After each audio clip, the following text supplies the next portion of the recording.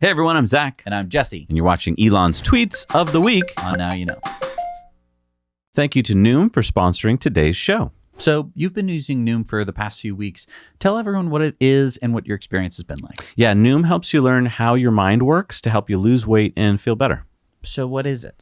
So I have Noom here on my phone, and it uses a psychology-based curriculum, so lessons, articles, psychology tricks, to help me stay focused on my weight loss goals.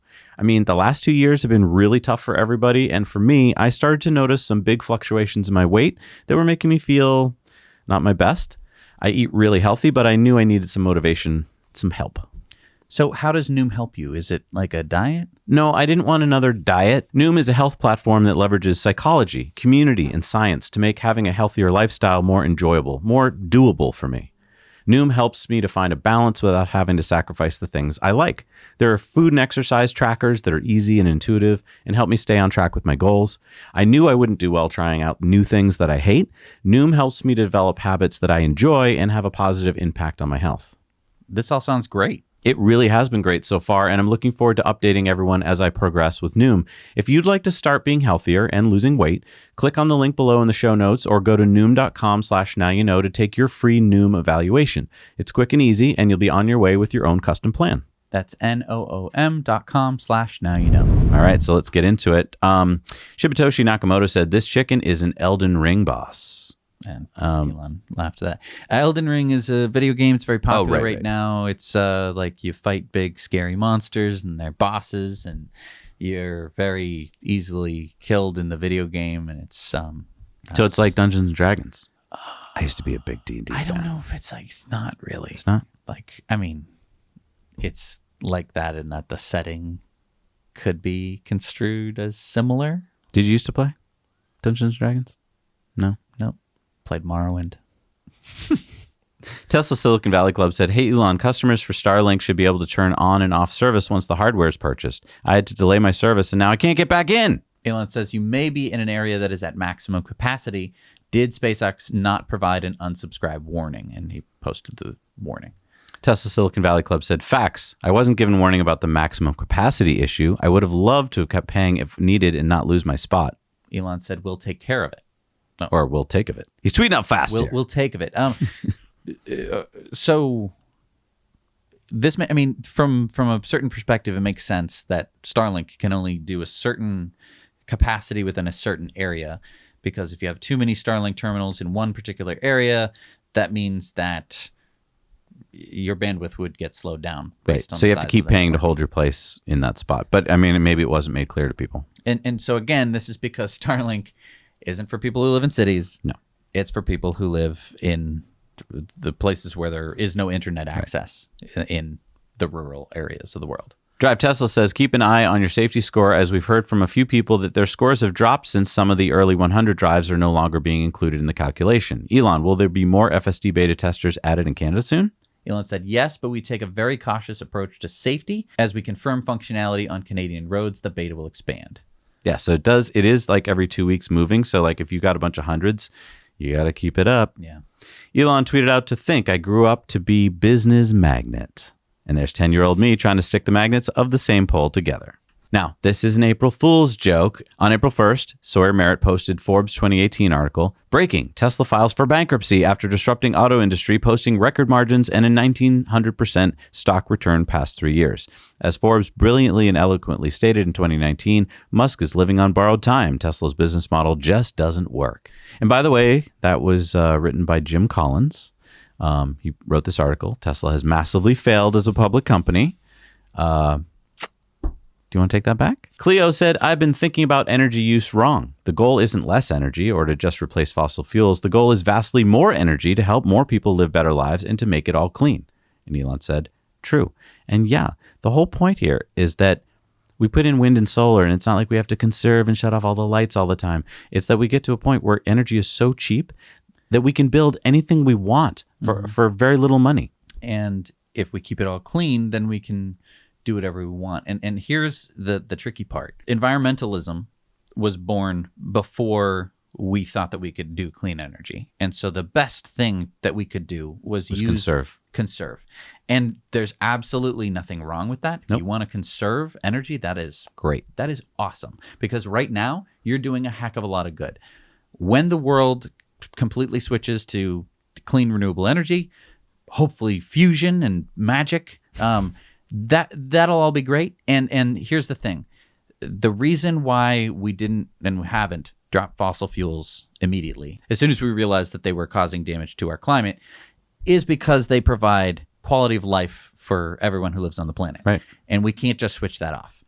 And I think that there is a more old school environmentalism idea that gets stuck in people's minds, which is that live with less. We have to all live with less because we can't do it. And I think a lot of people thought that about electric cars. They thought, well, that means I'm living with less. And Tesla showed you the opposite. It's like you get more. And that's why certain environmentalists or people who have that mindset of like, I need to live with less, I need to sacrifice in order stuck to on the Prius. do the right thing.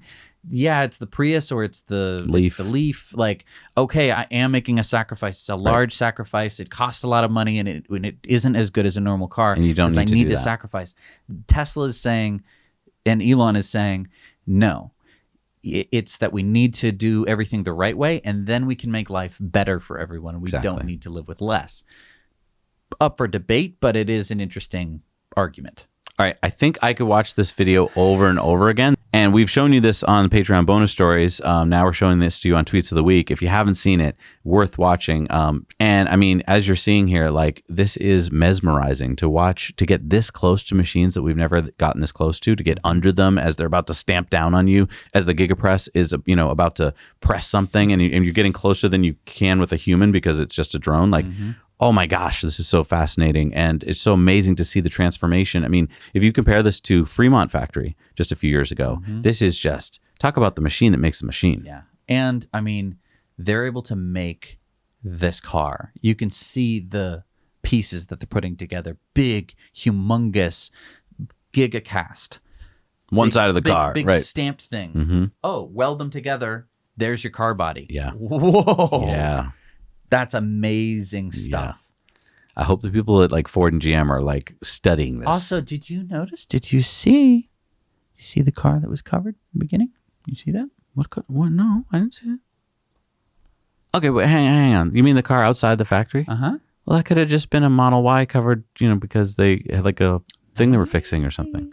Maybe, but maybe it's something, little hint. Okay.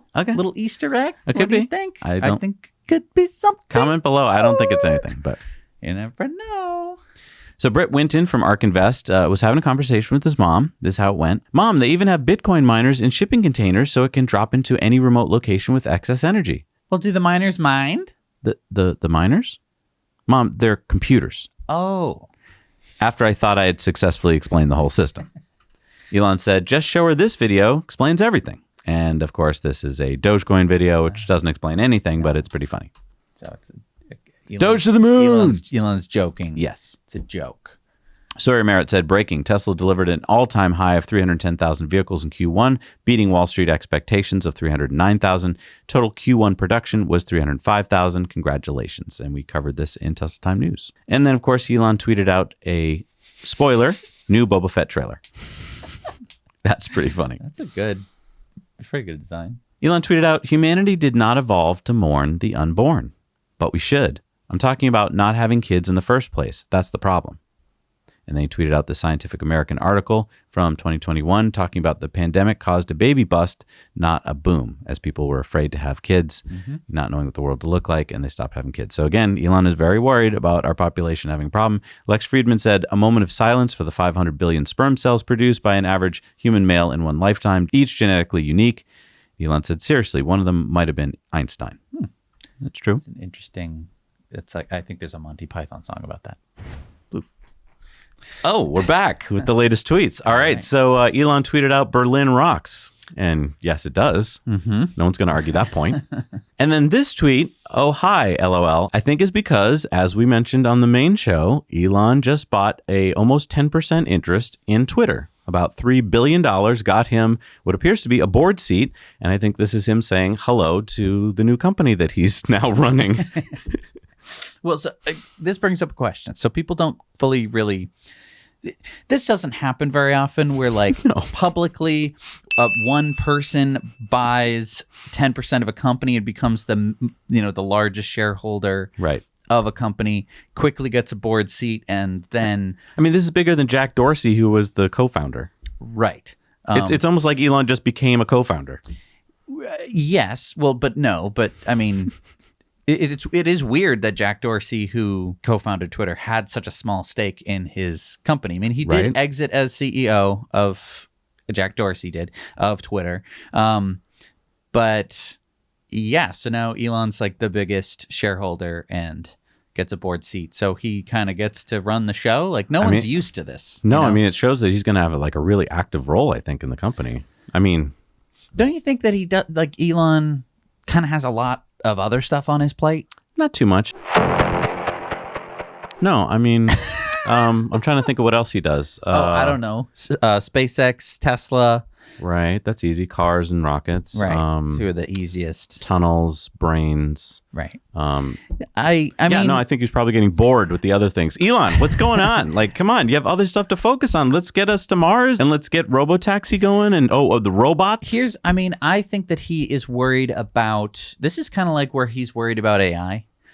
He has been so worried about AI, and everyone's just thinking like Terminator, iRobot, just humanoid robots walking around, punching people, shooting them with arm guns and stuff. I get that, but here's the problem. Remember what he did when he was worried about AI? He started OpenAI. Sure. And where's that today? It's a private company that's making AI that no one has any control over. Right. So I'm all for what Elon's focusing on. Yes, having a platform where people can speak openly and freely is great. But if you don't stay focused on it and your attention gets drawn elsewhere, then, I mean, you can only do so much. And I'm just worried that he's like going to lose interest or... I feel like he's going to come in, fix Twitter, by which I mean like changing the algorithm and stuff. Changing the algorithm or tweaking algorithms so that they're no longer as bubble making things. But then the problem is Twitter going to fail because people like Twitter because they're like, I'm in my bubble? Yeah, I mean, here's the big problem.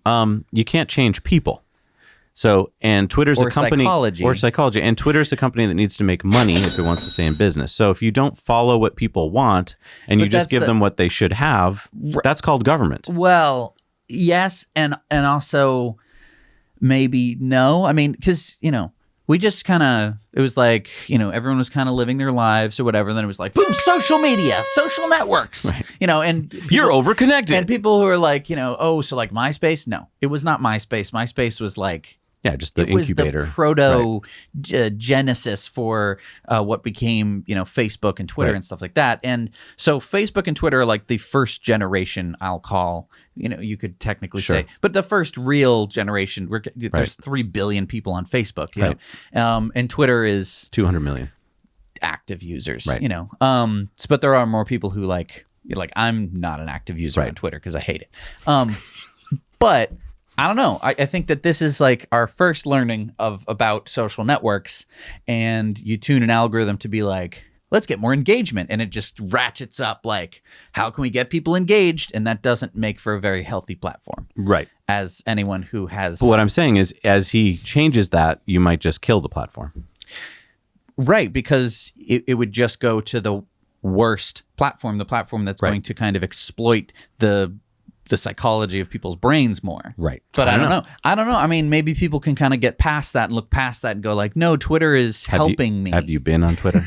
Most people cannot get, no. That's why you hate it, Jesse. No, it's absolutely true. All right. So what is this? Do you want an edit button?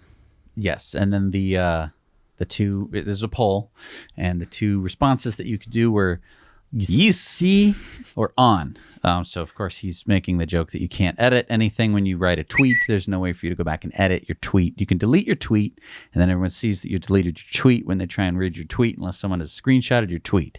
So this, we think, is after you screwed something up, you could go back and fix your typo. Right. But I have a question. What if you edited it for the meaning, and like a bunch of people had already tweeted after you, but then you edited your tweet, so now it completely changed the meaning, and then people are responding to a different meaning? So, right. But there's been a lot of discussion. This, by the way, I don't think really means anything. I mean, it kind of shows that Elon is saying like, I'm going to start. I'm in control of Twitter now. Twitter had already posted a tweet. Twitter tweeted a tweet on Twitter. You following me? Yes. Twitter had tweeted a tweet on Twitter about Twitter. But this is on April 1st. It was an April Fool's Day joke saying, do you want an edit button? Okay. Because it was a joke because apparently... But this is April 4th, so it's not a joke. So Elon's not joking. Do you want an edit button? Elon often screws up a word or two, like misses a word. Oh, I mean, everyone does on Twitter all the time because they're typing on their phones in the bathroom. They don't pre-read it or anything, and no one can look at it because it's Twitter. And one of the reasons I hate Twitter. And then they post it, and then you have this dumb glaring error in your tweet. The idea, I think, behind a edit message is that it would say that it's been edited. Maybe you can view the original, and then you can only have a certain amount of time before you can edit your tweet. I don't really care. To me, it doesn't. Most people want it, though. Most people want it. 73% as of us reading it now want it. Some people don't. A lot of comments about just like, oh, but people are gonna lie, and people are gonna. Imagine if you could edit stuff on YouTube after you put it up. I mean, you can kind of, but not really. Not really. I mean, and it's the same kind of idea, I guess, is that the people who commented on this particular thing. Throughout history, could you edit stuff? I mean, you'd ride through the square and go, "The British are coming." I'm sorry, I meant not the regulars. That's what I actually meant to say. Paul Revere. I mean, once it's out, it's out. That's why you have editorials in newspapers and stuff like that, because they and retractions. I'm sorry. Right. Yeah. So maybe they should have retractions. It's so complicated. It's the law of unintended consequences, though. I think who knows? I don't know. So, but anyway, this is showing that Elon is saying, I'm in charge of Twitter now. You go through me to tell me what you want Twitter to do. Just like with Tesla. Yeah. It doesn't always work out. Is he control perfectly. freak? Is he Elon showing us that he's a control freak? I don't think so, because he does tend to put people in charge of certain aspects of the business until he hears something is going on. Then he usually comes in and fixes it and change. I don't know. So, what do you guys think? Let's do a little. Want an edit button? I don't care. I mean, I don't. It's not that I don't care what you think. It's that there's the poll. Right. Weird. Yeah. Twitter. And then Elon retweeted a SpaceX tweets, Falcon 9 and Dragon vertical at 39A, targeting Friday, April 8th for the launch of AX-1. All right, so AX-1 is, what is that again? It's a private mission to the International Space Station. So it's not a NASA mission. And it's carrying cargo? It's carrying astronauts. Oh, but what do you mean privately carrying astronauts? So it's not NASA. Wait, so there is a NASA astronaut with like 3 civilians, right? A former NASA astronaut, but not NASA now. This is such a change. I mean, lately, if you look at launches, it's almost all civilians. Right. And I mean, it used to be not this way. It used to be only governments flying into space just in general, by which we mean like the shuttle, which was NASA, or the Soyuz, which was Russia. Now, there was a Soyuz launch to the ISS during the Ukraine-Russian conflict. Whoa. Remember that. And now this is a private mission. So this is, SpaceX, although it's being funded by a different company, Axiom. Wow, that's cool. But they're paying SpaceX to fly them to the International Space Station. And then lastly, Massimo tweeted out this, the amount of energy used by all humans and industries annually, which is about 5.6 times 10 to the 20 joules, or 567 exajoules, is equivalent to the amount of solar energy that strikes the Earth in the span of only 90 minutes. Okay, so that little blue dot at the top, that's annual global energy consumption by humans. And the big orange box at the bottom, that's how much energy the sun produces on Earth in just 90 minutes. So for all those people who are like, solar panels are dumb, they don't really work. As Elon says, the power used by humans is so tiny compared to how much power from the sun reaches Earth. Solar power is about 1 gigawatt per square kilometer. At current solar efficiency, net electrical power is about 200 megawatts per square kilometer. The entire United States can be powered by a small corner of Texas. So if we were to take this seriously and build Let's just do it. Why are we waiting? We have the answer. Like, everyone knows this is the answer. Right. I mean, it's, of course, more complicated than that, but... I'm sorry, digging oil out of the ground or coal out of mountains is more complicated and awful than that. So, let's just do it. We're also flying rockets right now that reland themselves. Like, We can do complicated things. And I mean, this isn't like a new thing. I mean, when we kind of came up with like type 1 and type 2 civilizations, by the way, we're a type 0 civilization. Yeah, like a 0.4. I believe it's type 1 civilization is one that can use all of the solar energy that hits its surface. If I ran for president, by the way, that would be my platform. We're going to get you to a type 1. At the end of my term, we will be at a type 1 planet. I mean, we don't need to be building a Dyson sphere quite yet, but that can be your term. Again, it's like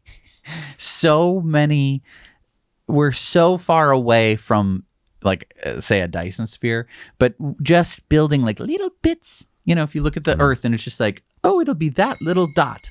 That's all the solar energy that we need to power our entire civilization. And by the way, a lot of people think you have to build it right there in Texas. No, he was just giving that as a point. We would spread this over the Earth, and guess what? The sun's always out somewhere on Earth. Yes, and you can build batteries to store it at night and everything like that. It's just, would add stability to grids, and I think we all kind of understand that. That's the point. Well, congratulations to Elon for getting on the board at Twitter. I'm going to save up my money so I can start getting on the boards of companies. It's kind of like, I don't know. It's so interesting. It shows how, capitalism is supposed to work. It's so funny to see how Elon does it more in the right way than any other company. Yeah. And that everyone who complains about capitalism, and he puts his money where his mouth is. I mean, that was $3 billion. How many of you wake up one day and take a huge chunk of your net worth and write a check to something that really matters to you like that? I mean, good for him. Right. And I mean, he can make much more of a difference than, say, if I had the commensurate amount of my net worth, I'm going to buy $5,000 of Twitter. That doesn't, they're not going to listen to me or give me a board seat. No. Some of the board didn't even write to him. In fact, one of the board members of Twitter doesn't even have a Twitter account, as far as I've read. Like, never tweets. How can you be on the board of something? I'm just a fat cat. I got my cigar and I use email. I don't use email. I don't even know what this platform is. So anyway, thank you so much for joining us on Elon's Tweets of the Week. I guess pretty soon it's going to be Elon's Twitter tweets of the week. Yeah. So we'll see how that goes. Interesting how we start Tweets of the Week. Weird. And Elon, see? Follow us. All right. See you guys next week.